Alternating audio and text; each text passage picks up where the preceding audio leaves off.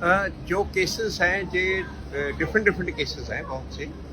एक जो main case है जिसमें सज्जन कुमार को, जो मेंबर ऑफ पार्लियामेंट पहले रहे हैं, और एक एमएलए को और एक काउंसलर को उम्र कैद की सजा हुई थी, दिल्ली हाई कोर्ट ने की थी 2018 में, और आज उसको 5 साल हो गए।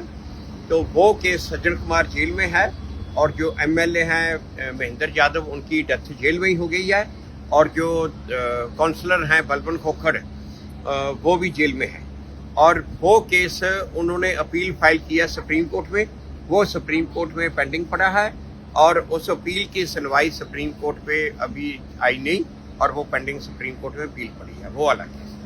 दूसरा एक और केस जो सज्जन कुमार के खिलाफ सुल्तानपुरी एरिया का, उसमें अब ये आर्गूमेंट्स भी खत्म हो गए हैं, सारे गवाह भी हो गए हैं, और उसमें भी सज्जन कुमार कुछ और भी मुलजिम है उसमें, और उसमें अब ऑर्डर्स के लिए, फाइनल जजमेंट के लिए ये 29 ये इस अगस्त को लगा हुआ है वो बैठक। तीसरा केस जो जगदीश टाइटल के खिलाफ है, वो कत्ल का केस अभी अभी शुरू हुआ है, तो उसमें चार्जशीट फाइल हुई है, और उसमें जगदीश टाइटलर कोर्ट में अपील हुआ है।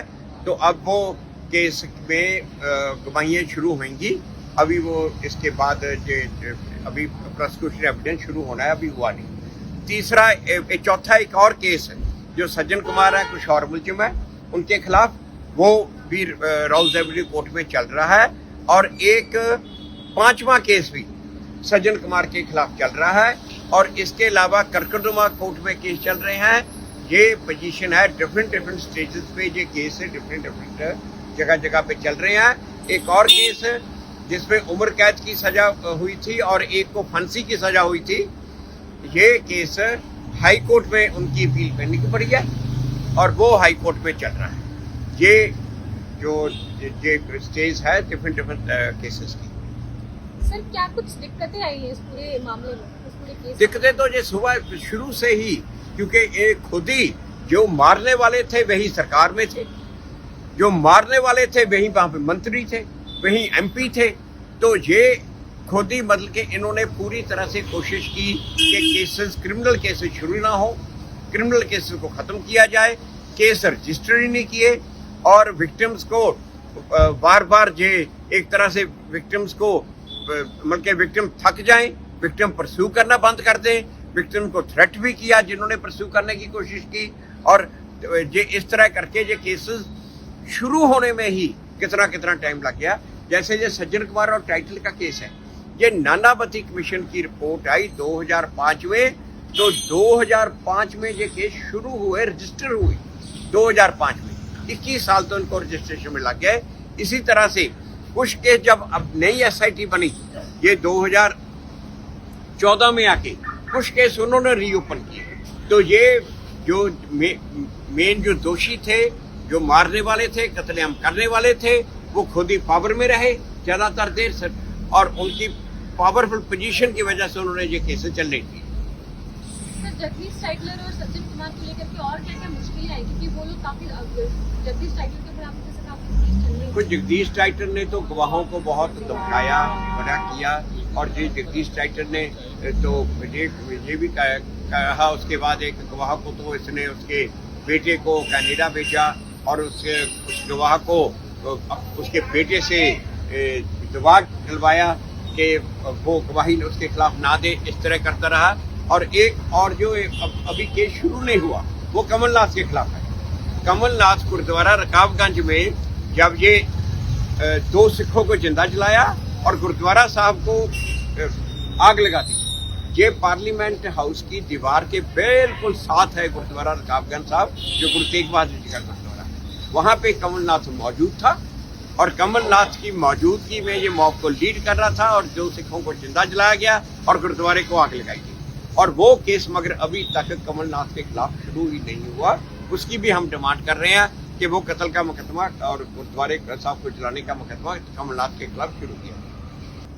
जो केसेस हैं ये डिफरेंट डिफरेंट केसेस हैं बहुत से। एक जो मेन केस है जिसमें सज्जन कुमार को, जो मेंबर ऑफ पार्लियामेंट पहले रहे हैं, और एक एमएलए को और एक काउंसलर को उम्र कैद की सजा हुई थी, दिल्ली हाई कोर्ट ने की थी 2018 में, और आज उसको 5 साल हो गए। तो वो केस सज्जन कुमार जेल में है, और जो एमएलए हैं महेंद्र यादव, उनकी डेथ जेल में ही हो गई है, और जो काउंसलर हैं बलबन खोखर वो भी जेल में है। और वो केस उन्होंने अपील फाइल किया सुप्रीम कोर्ट में, वो सुप्रीम कोर्ट में पेंडिंग पड़ा है, और उस अपील की सुनवाई सुप्रीम कोर्ट पे अभी आई नहीं, और वो पेंडिंग सुप्रीम कोर्ट में अपील पड़ी है, वो अलग केस। दूसरा एक और केस ये सज्जन कुमार के खिलाफ सुल्तानपुरी एरिया का, उसमें अब ये आर्गूमेंट्स भी खत्म हो गए हैं, सारे गवाह भी हो गए हैं, और उसमें भी सज्जन कुमार कुछ और भी मुलजिम है उसमें, और उसमें अब ऑर्डर्स के लिए, फाइनल जजमेंट के लिए ये 29 ये इस अगस्त को लगा हुआ है वो बैठक। तीसरा केस जो जगदीश टाइटल के खिलाफ है, वो कत्ल का केस अभी अभी शुरू हुआ है, तो उसमें चार्जशीट फाइल हुई है, और उसमें जगदीश टाइटलर कोर्ट में अपील हुआ है। तो अब वो केस में गवाहियाँ शुरू होंगी, अभी वो इसके बाद अभी प्रोसिक्यूशन एविडेंस शुरू होना है, अभी हुआ नहीं। तीसरा चौथा एक और केस है जो सज्जन कुमार है, कुछ और मुलजिम है उनके खिलाफ, वो भी राउज़ेवली कोर्ट में चल रहा है, और एक 5वां केस भी सज्जन कुमार के खिलाफ चल रहा है, और इसके अलावा करकरदुमा कोर्ट में केस चल रहे हैं। ये पोजीशन है, डिफरेंट स्टेजेस पे ये केस है, डिफरेंट जगह पे चल रहे हैं। एक और केस है जिसमें उम्र कैद की सजा हुई थी और एक को फांसी की सजा हुई थी। ये केस हाई कोर्ट में उनकी अपील पेंडिंग पड़ी है, और वो हाई कोर्ट में चल रहा है। ये जो ये स्टेज है डिफरेंट केसेस की। सर क्या कुछ दिक्कतें आई हैं इस पूरे मामले में, इस पूरे केस में? दिक्कतें तो ये सुबह शुरू से ही, क्योंकि ये खुद ही जो मारने वाले थे वही सरकार में थे, जो मारने वाले थे वही वहाँ पे मंत्री थे, वही एमपी थे। तो ये खुद ही मतलब कि इन्होंने पूरी तरह से कोशिश की कि केसेस, क्रिमिनल केसेस शुरू ना हो, क्रिमिनल केसेस को ख़त्म किया जाए, केस रजिस्टर ही नहीं किए, और विक्टिम्स को बार बार ये एक तरह से विक्टिम्स को मतलब कि विक्टिम थक जाएं, विक्टिम परस्यू करना बंद कर दें। विक्टिम को थ्रेट भी किया जिन्होंने परस्यू करने की कोशिश की, और ये इस तरह करके ये केसेस शुरू होने में ही कितना टाइम लग गया।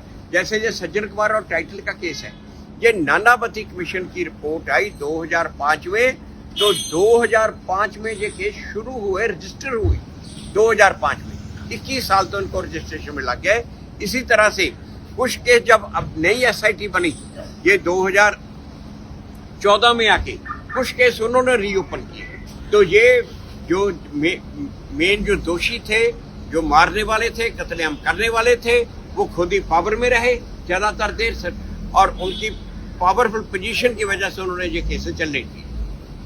सर जगदीश टाइटलर और सज्जन कुमार को लेकर के और क्या क्या मुश्किलें आई, क्योंकि वो लोग काफी जगदीश टाइटलर के खिलाफ जैसे काफी केस चल रहे हैं। कुछ जगदीश टाइटल ने तो गवाहों को बहुत धमकाया, बड़ा किया, और ये जगदीश टाइटल ने तो ये भी कहा। उसके बाद एक गवाह को तो इसने उसके बेटे को कनाडा भेजा, और उस गवाह को उसके बेटे से जवाब दिलवाया कि वो गवाही उसके खिलाफ ना दे, इस तरह करता रहा।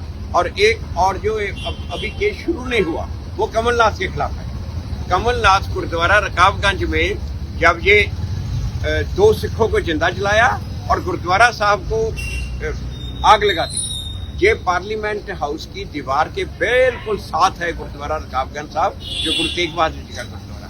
वहाँ पे कमलनाथ मौजूद था, और कमलनाथ की मौजूदगी में ये मॉब को लीड कर रहा था, और 2 सिखों को जिंदा जलाया गया और गुरुद्वारे को आग लगाई गई। और वो केस मगर अभी तक कमलनाथ के खिलाफ शुरू ही नहीं हुआ। उसकी भी हम डिमांड कर रहे हैं कि वो कत्ल का मुकदमा और गुरुद्वारे साहब को जलाने का मुकदमा कमलनाथ के खिलाफ शुरू किया।